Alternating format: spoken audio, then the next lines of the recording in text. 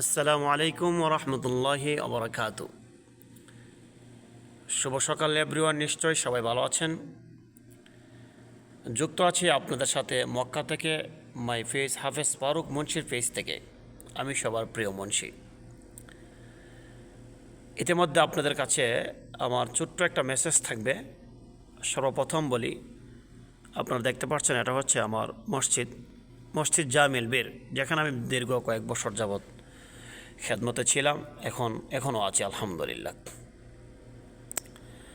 আমার ছোট্ট একটা মেসেজ থাকবে বিশেষ করে সম্মানিত মা বোনদের সম্পর্কে, যারা অতিরিক্ত আমরা সমালোচনা করি মানুষদের। পৃথিবীর মধ্যে সবচাইতে সহজ কাজ হচ্ছে অন্যদের সমালোচনা করা, এবং পৃথিবীর মধ্যে সবচাইতে কঠিন কাজ হচ্ছে নিজেকে সংশোধন করা। আপনি হাজারো চেষ্টা করেন, কিন্তু নিজেকে নিজে কখনো সংশোধন করতে পারবেন না। কিন্তু অন্যদের সমালোচনার ক্ষেত্রে আপনি নাম্বার 1 থাকবেন। বিশেষ করে আমাদের সম্মানিত মা বোনরা যারা আছি, এরা যখন 3 জন ব্যক্তি একসাথে হয়, আপনার শুরু হয়ে যাবে সমালোচনা, যেটা সবার ক্ষেত্রে আমি দেখেছি। আমাদের মা চাচির ক্ষেত্রেও দেখেছি, বিভিন্ন আত্মীয় স্বজনদের ক্ষেত্রেও দেখেছি, সমালোচনা অতিরিক্ত হয়ে থাকে। আমি মনে করি আমাদের যারা সম্মানিত মা বোনরা আছেন, অন্যদের সমালোচনা থেকে আপনার বিরত থাকবেন। সমালোচনা করা মানে হচ্ছে গীবত কর। আপনি গীবত করলেন, গীবতকারী ব্যক্তির জন্য আমার রাসূল সাল্লাল্লাহু আলাইহি সাল্লাম ইরশাদ করেছেন, যে ব্যক্তি গীবত করলো ওই ব্যক্তির জন্য তার আপন মৃত ভাইয়ের গোশত খাওয়া সমতুল্য। নাউজুবিল্লাহ। আমরা অন্যদের গীবত থেকে বিরত থাকব, অন্যদের সমালোচনা থেকে আমরা বিরত থাকব। যারা সমালোচনা করে এদের সাথে আমরা নাই, এদের পাশে আমরা থাকব না।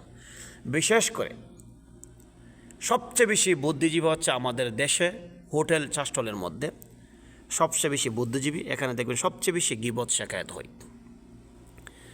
আপনি হোটেলের মধ্যে বসে বসে ইমাম সাহেবের পর্যন্ত গীবত করে। ইমাম সাহেব এমনি নামাজ পড়ায়, ইমাম সাহেব একটু দেরিতে আসে, ইমাম সাহেব ঘুমায় থাকে। বিশেষ করে বাংলাদেশের আমাদের দেশের মধ্যে যে কিছু হোটেল শাস্টল আছে, শাস্টলের মধ্যে সবচেয়ে বেশি বুদ্ধিজীবী হচ্ছে শাস্টলের মধ্যে।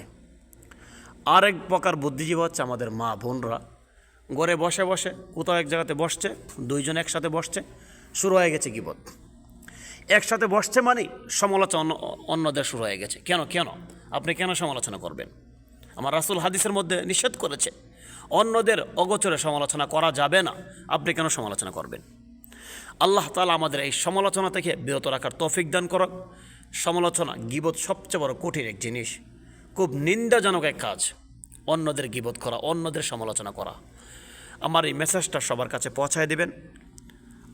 আমি সহ আমার এই মেসেজটা যারা শুনবেন, সবাইকে আল্লাহ তাআলা আমার এই কথাগুলোর উপর আমি নিজে সহ আমল করার তৌফিক দান করুক।